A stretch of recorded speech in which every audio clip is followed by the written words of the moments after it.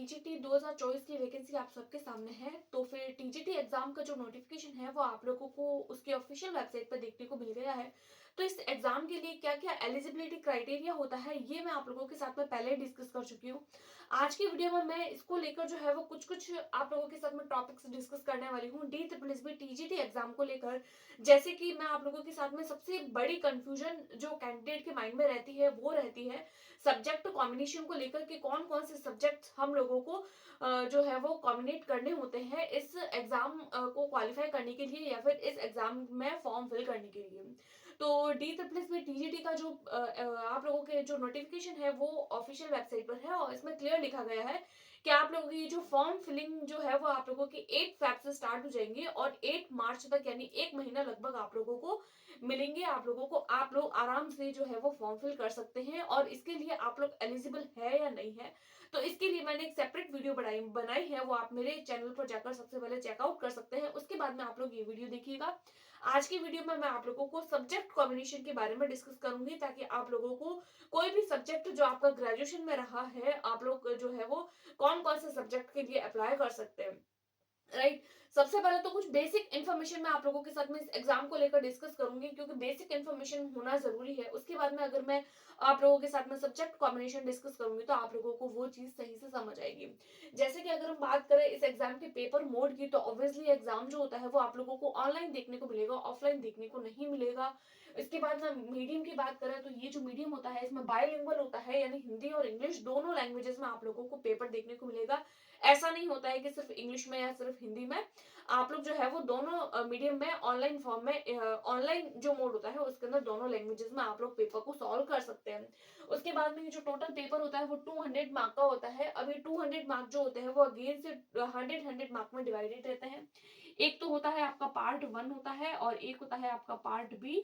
Part A जो होता है वो भी 100 मार्क का होता है, पार्ट बी जो होता है वो भी 100 मार्क का होता है। पार्ट ए जो आप लोगों को देखने को मिलेगा वो होता है आप हर हर एक teacher vacancy D triple S B की जैसे कि अगर आप लोग पीआरटी टीजीटी पीजीटी किसी भी एग्जाम के लिए अगर आप लोग जो है वो अप्लाई कर रहे हैं तो हर एग्जाम के लिए आप लोगों को पार्ट ए जो 100 मार्क का आ रहा है वो हर हर एक कैंडिडेट के लिए इक्वल होता है, एक जैसा पेपर आता है सबका। पार्ट बी जो होता है वो सब्जेक्ट कॉम्बिनेशन के बेसिस पर होता है। लाइक आज हम बात कर रहे हैं टीजीटी वैकेंसी की तो हम टीजीटी वैकेंसी में कौन कौन से सब्जेक्ट में से आप लोगों को 100 मार्क के क्वेश्चन पूछे जाएंगे उस पर डिस्कस करेंगे। और इसका जो भी मार्क और जो भी इसका जो पेपर पैटर्न रहता है उसके लिए भी मैं आप लोगों के साथ में एक अलग से सेपरेट वीडियो बनाऊंगी, उसमें मैं आप लोगों को सारा डिटेल में बताने वाली हूँ। उसके बाद में हम इस एग्जाम में देखें तो टोटल टाइम जो है वो आप लोगों को देखने को मिलेगा। टोटल टाइम 120 मिनट्स यानी कि 2 घंटे आप लोगों को होते हैं इस एग्जाम में मिलते हैं। राइट। अब ये तो होता है आप लोगों का कुछ कुछ क्राइटेरिया। उसके अलावा मेन इंपॉर्टेंट बात जो हर एक एग्जाम में नहीं होती है लेकिन डी ट्रिपल एस बी के एग्जाम में आप लोगों को देखने को मिलेगी वो ये होता है कि working knowledge of Hindi up to 8th class. अब इसका मतलब क्या है तो देखिए इसका मतलब है कि अगर आप लोगों ने हम लोगों को पता है कि हम लोग ग्रेजुएट है, पोस्ट ग्रेजुएट है या फिर अगर आप लोगों ने बीएड कर रखा है या कोई भी क्वालिटी या कोई भी डिग्री आप लोगों के पास में है लेकिन अगर हम लोगों की 8th तक की जो मार्कशीट है उसके अंदर हमारे ये शो होना चाहिए कि हम लोगों ने 8th क्लास तक हिंदी एज अ सब्जेक्ट पढ़ा है। वैसे ये कोई बड़ी बात नहीं है, हर किसी क्लास के अंदर या हर किसी स्कूल के अंदर और हर किसी जो होती है वो कैंडिडेट को Hindi subject as a Hindi subject पढ़ाया जाता है। तो एक एक्टिव नॉलेज आप लोगों को वर्किंग नॉलेज होना चाहिए हिंदी लैंग्वेज का क्लास 8th तक का। राइट। क्लास 8 तक का आप लोगों को नॉलेज होना जरूरी है। तो ये जो पॉइंट पॉइंट जो था वो थोड़ा सा इंपॉर्टेंट था, इस पर स्टार लगा दीजिएगा। अब हम लोग बात करते हैं सब्जेक्ट कॉम्बिनेशन की। तो देखिए बात होती है सब्जेक्ट कॉम्बिनेशन की तो टीजीटी जो होता है वो उसमें आप लोगों को बहुत सारे सब्जेक्ट्स देखने को मिलेंगे लाइक साइंस, नेचुरल साइंस जिसको आप लोग बोलते हैं, science, maths, social science, Hindi, English, इस तरीके से आप लोगों को या फिर मैथ्स अलग अलग सब्जेक्ट्स देखने को मिलेंगे। अब सबसे पहले आप लोगों को सब्जेक्ट कॉम्बिनेशन बताऊं तो वो बताने से पहले मैं आप लोगों को एक बात बताना चाहती हूँ कि अगर आप लोगों ने ग्रेजुएशन किया है, हम लोगों को पता है कि ग्रेजुएशन जो होता है वो हमारा 3 साल का होता है। अब इस 3 साल के ग्रेजुएशन में 2 साल तक आप लोगों ने अपना जो सब्जेक्ट स्पेसिफिक टॉपिक्स होते हैं वो पढ़े होने चाहिए।